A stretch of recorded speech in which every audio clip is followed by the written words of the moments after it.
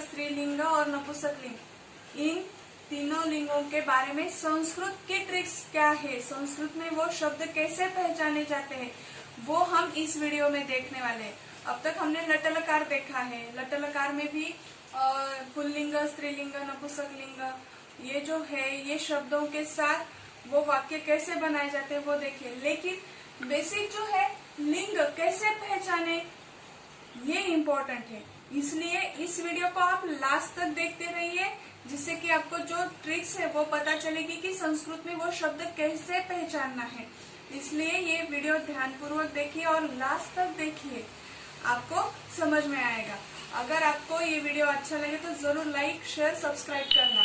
आज हम हमारे वीडियो की तरफ चलते हैं। देखिए लिंगम, संस्कृत में लिंगम कहा जाता है और मराठीत लिंगम म्हणतात, हिंदी में भी लिंग कहते हैं। सारे जितने हमारी भाषा है उन सभी भाषाओं में लिंग ये इम्पोर्टेंट है, बेसिक है हमारा, ये हमारा व्याकरण और भाषा बोलने के लिए ये सबसे इम्पोर्टेंट है। तो आज देखते हैं कितने लिंग होते हैं। संस्कृत में भी 3 लिंग होते हैं।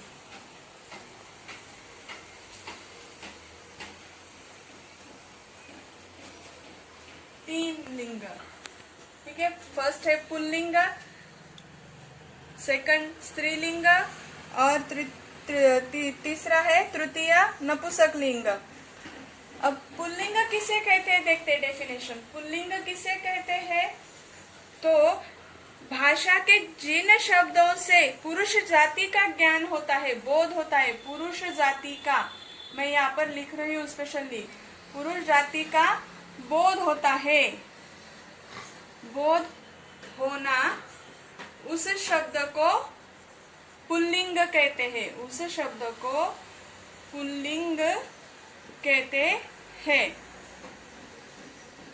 ठीक है। अब इसमें और एक ट्रिक्स है, स्त्रीलिंग देखने के बाद बताती हूँ। स्त्रीलिंग किसे कहते हैं, स्त्रीलिंग किसे कहते हैं तो स्त्रीलिंग उसे कहते हैं इसी तरह पुरुष जाति की जो ज्ञान होता है उसी तरह स्त्री जाति का ज्ञान होना, भाषा के उन शब्दों से स्त्री जाति का ज्ञान होना, उसे स्त्रीलिंग कहते हैं। स्त्री जाति का ज्ञान होना, उन शब्दों को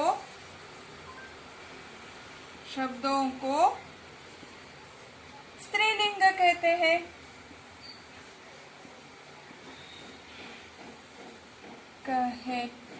कहते हैं। इसका भी एक ट्रिक्स है, हम ये तीनों लिंग देखने के बाद एक एक ट्रिक्स देखेंगे बाद में। नपुंसक लिंग, नपुंसक लिंग किसे कहते हैं, ना ही देखिए ऐसे शब्द भाषा के ना ही पुरुष जाति का ज्ञान होता है, न पुरुष जाति के होते हैं, न स्त्रीलिंग जाति के, स्त्रीलिंग जाति का ज्ञान होता है। उन शब्दों को नपुंसक लिंग कहते हैं। न ही वो स्त्रीलिंग होता है न ही पुल्लिंग होता है, उसे नपुंसक लिंग कहते हैं। सिंपल है, ये डेफिनेशन हो गई हमारी, ये डेफिनेशन हो गई। ये सभी मराठी, हिंदी, इंग्लिश, संस्कृत में ये डेफिनेशंस आने वाले। लेकिन देखिए अब पुल्लिंग शब्द कैसे होता है कि देखिए इम्पोर्टेंट ट्रिक्स, शब्द के अंत में अ आता है, देखिए अ आता है, स्वर आता है। स्वर और व्यंजन हमने सबसे पहले देखा है, आपने अगर नहीं देखा है तो मेरे YouTube चैनल पे है वो वीडियो, आप देख सकते हो। स्वर आता है,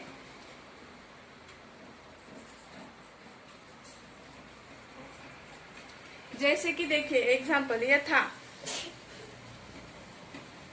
राम, अगर वर्ण वियोजन किया तो म में अ आता है। वर्ण वियोजन का भी वीडियो मैंने सबसे पहले डाला है YouTube पे, आप वो वीडियो देख लो तो आपको ये समझ में आएगा।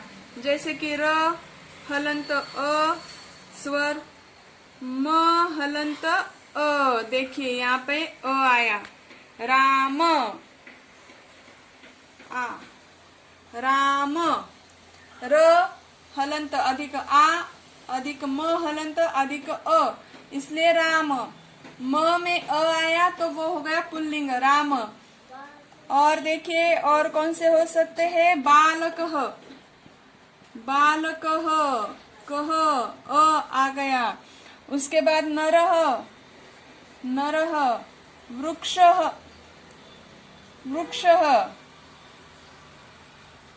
देखिए अ आया है, नर अ, र में अ है, वृक्ष में अ है, क्ष, तो हम उसे पुल्लिंग कहेंगे। अब स्त्रीलिंग में क्या होता है, स्त्रीलिंग में क्या होता है, शब्द के अंत में, देखिए शब्द के अंत में कौन सा आता है स्वर, आ, दीर्घ स्वर आता है आ, उसे स्त्रीलिंग कहते हैं, स्त्रीलिंग कहते हैं। और वो शब्द स्त्रीलिंग है, ये पहचानना आसान हो जाता है हमारे लिए। जैसे कि देखिए कन्या, कन्या, यहाँ पे फिर से वर्ण वियोजन अगर किया, एग्जाम्पल है ये, वर्ण वियोजन किया तो देखिए क हलंत अ, न हलंत अधिक य हलंत अधिक आ, कन्या।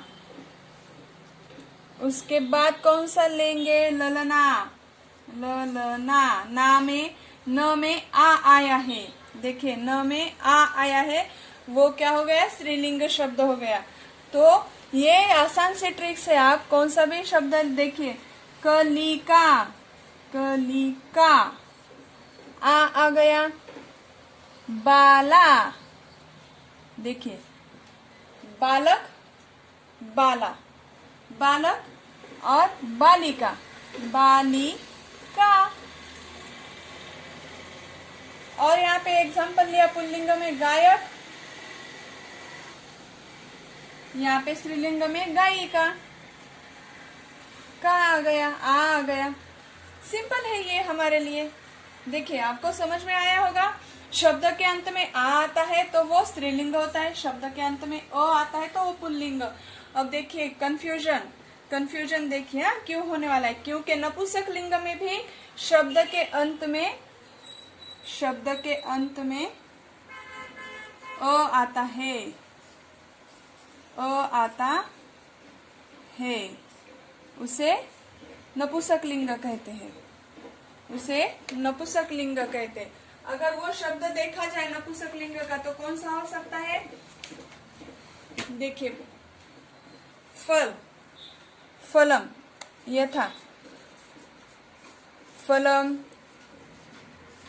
फल अ आया, उसके बाद पुष्पम, पुष्प, उसके बाद और गृह, देखिए फलम पुष्पम गृहम। अब इसमें भी अ आता है नपुंसक लिंग में, पुल्लिंग में भी अ आता है। कैसे पहचाने हम इन दोनों को कैसे पहचाने, तो आपको ये पता ही है कि पुल्लिंग क्या होता है, चलना फिरना बोलना, जो सजीव वस्तु होती है उसे पुल्लिंग कहा जाता है। जो निर्जीव वस्तु होती है, जिसमें जान ही नहीं होती वो नपुंसक लिंग आएगा। घर देखिए, गृहम हमने एग्जाम्पल लिया, घर यहाँ से कहीं जा सकता है, जैसे कि एक मनुष्य है, घर के मनुष्य बाहर जा सकते, लेकिन घर उनके साथ नहीं जा सकता, इसलिए घर नपुंसक लिंग हो गया और मनुष्य पुल्लिंग में आ गया, मनुष्य जो है लिंग में आ गया, फिर पुल्लिंग स्त्रीलिंग, ठीक है। इसीलिए हम इन दोनों को अलग से पहचान सकते हैं। और शब्द के अंत में अ ही है, लेकिन उनमें living things and non living things ये डिफरेंस आता है, इसीलिए हमें पहचानना आसान हो जाता है। पुल्लिंग में बालक है और स्त्रीलिंग में बालक आ सकता है, नपुंसक लिंग में बालक आ सकता है, नहीं आ सकता।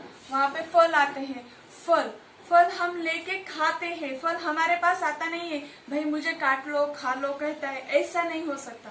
हम फलों के पास जाते हैं, फल लाते हैं, खाते हैं, तो वो क्या हो गए? फल नपुंसकलिंग हो गए। इसलिए शब्द के अंत में, दोनों के शब्दों के अंत में अ आता है, लेकिन डिफरेंस क्या होता है? Living things and non living things.